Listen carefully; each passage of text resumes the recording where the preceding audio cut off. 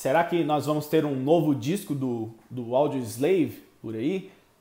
Um novo álbum de estúdio com músicas inéditas desse chamado supergrupo do rock que fez bastante sucesso na década passada?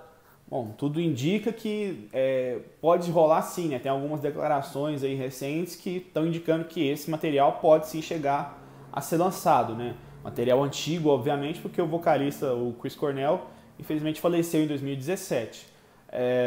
Antes de falar um pouco sobre o que viria, né, desse novo material, gostaria de relembrar o que foi o Audioslave, né? Esse supergrupo que repercutiu bastante na década passada.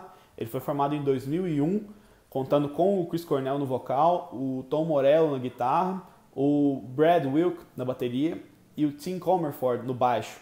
Esse trio instrumental que eu citei por último é o mesmo trio instrumental do Rage Against the Machine. O Rage acabou em 2000, né? A banda rompeu ali, o Zac Della Rocha, que era o vocalista, decidiu sair da banda e os demais integrantes optaram por não continuar com o nome Rage Against the Machine. Assim, considerando que a banda acabou, eles foram formar outro projeto, né? Destinaram suas atenções ali para um novo projeto que não tivesse o nome do Rage Against the Machine. E depois de alguns testes, né, depois de algumas audições, chegaram a fazer um teste até com o vocalista rapper do Cypress Hill. Eles decidiram que não queriam fazer um novo projeto que fosse com um vocalista do rap, né, do hip hop.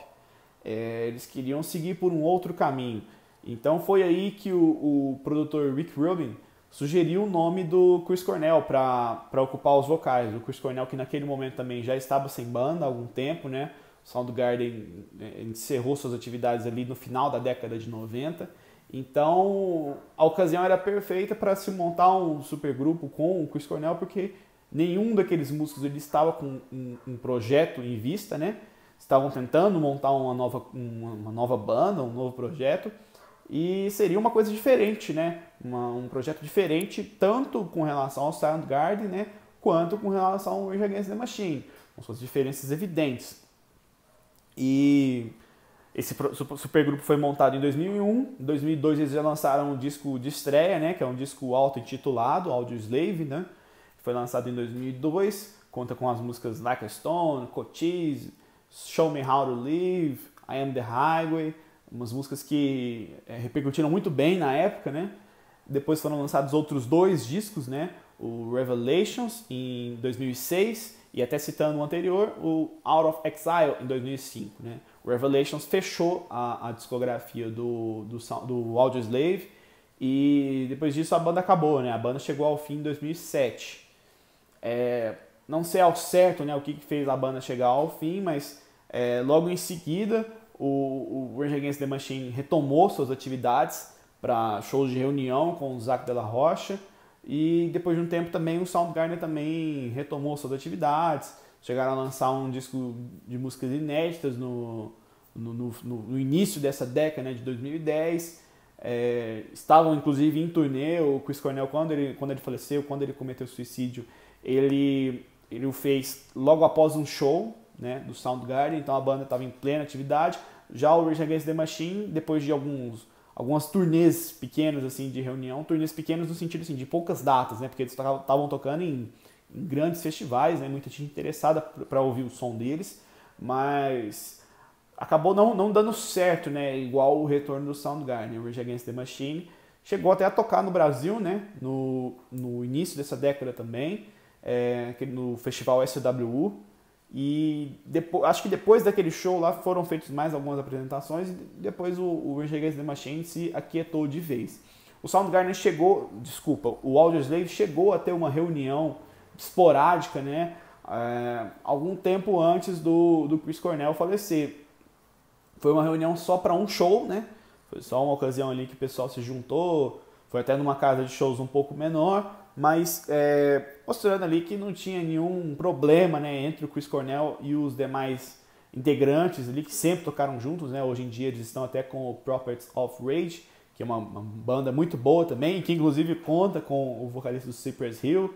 e entre outros também integrantes. Tem um cara do Public Enemy lá também, é uma banda que eu recomendo, né? O disco de estreia foi lançado em 2017, o som é bem bacana. Mas voltando para o assunto, né, que é o Audioslave, 2017, se eu não me engano, né, que foi essa reunião, logo no início do ano, ou em 2016, eu precisaria até confirmar o ano, mas foi só um show. Nada além desse show ali foi realizado, e o Chris Cornell acabou cometendo suicídio, faleceu, e pôs fim, né, além de colocar fim ao Soundgarden, né, que até agora se mantém em hiato, não houve nenhuma manifestação sobre a continuidade da banda, colocou fim definitivamente também ao Audioslave, né. Talvez até poderia ter se reunido, mas acabou não acontecendo.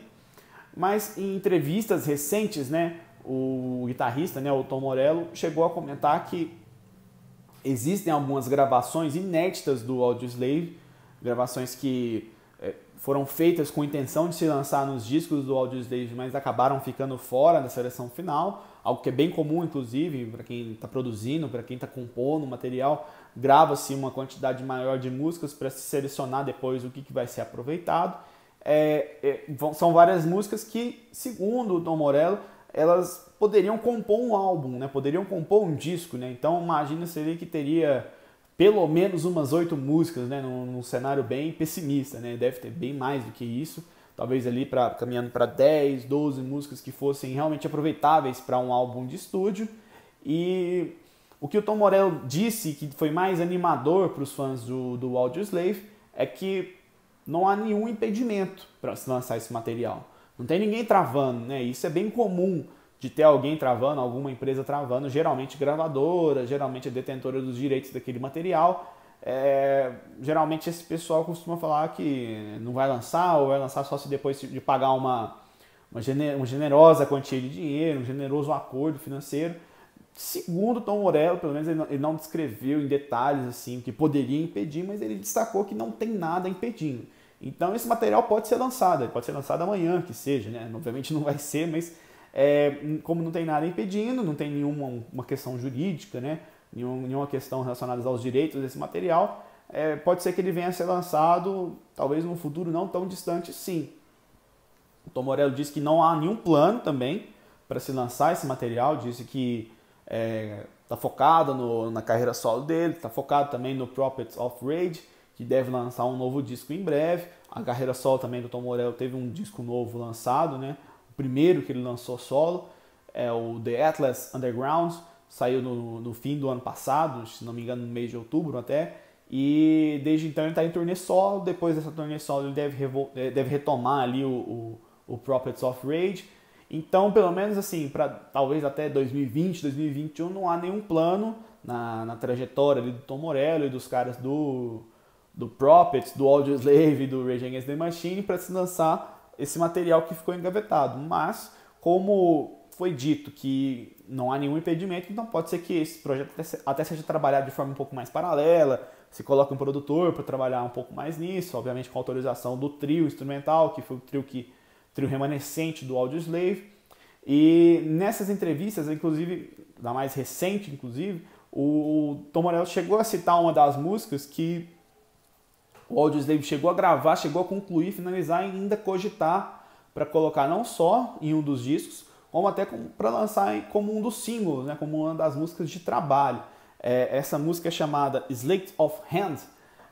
Os fãs mais aficionados pelo Audioslave devem conhecer essa música, porque tem uma gravação demo dela que circula na internet já há algum tempo, há alguns anos.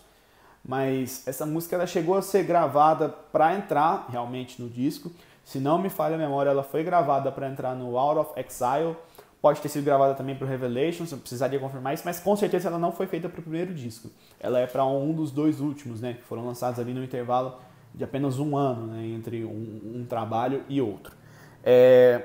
Essa música foi gravada, foi concluída, tinha intenção de lançar como single, mas o Tom Morello até conta que foi o Tim Comerford que chegou a barrar essa música. Ele disse que simplesmente não gostava dessa música porque ela soava Danzig demais, né? Muito na praia do Danzig, que é a banda do ex-integrantes do Misfits, né? Agora até retornando para uma turnê de reunião, o Glenn Danzig. é até curioso, né, ter uma declaração dessas, porque você não espera muito essa influência vindo de uma banda como o Audioslave, mas essa música acabou não sendo lançada, e tem outras também que não foram lançadas, mas que não dá para saber o que contaria nesse álbum, possível álbum de estúdio, nesse possível disco aí, como material inédito entre as várias músicas que o Audioslave teria gravado. Teria gravado não, ele gravou, né? Houve essa confirmação, não preciso nem de ter receio em dizer. Não dá para imaginar muito bem como seria esse material, mas ouvindo os dois últimos discos do Audioslave, né? O Out of Exile e o Revelations, dá para se ter noção que foge até um pouquinho daquele Audioslave do primeiro disco, né?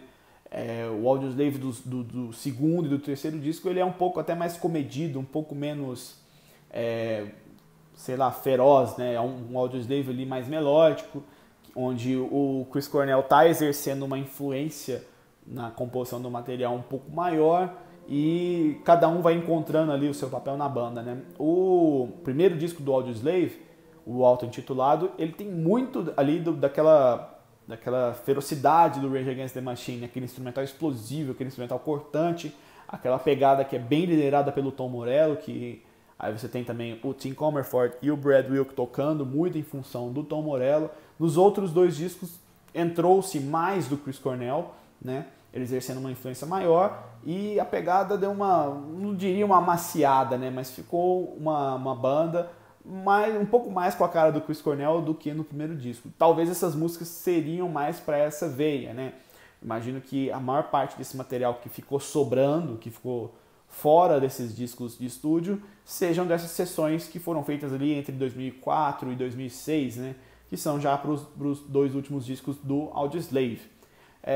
Espero que vocês tenham gostado dessa novidade e desse vídeo, né?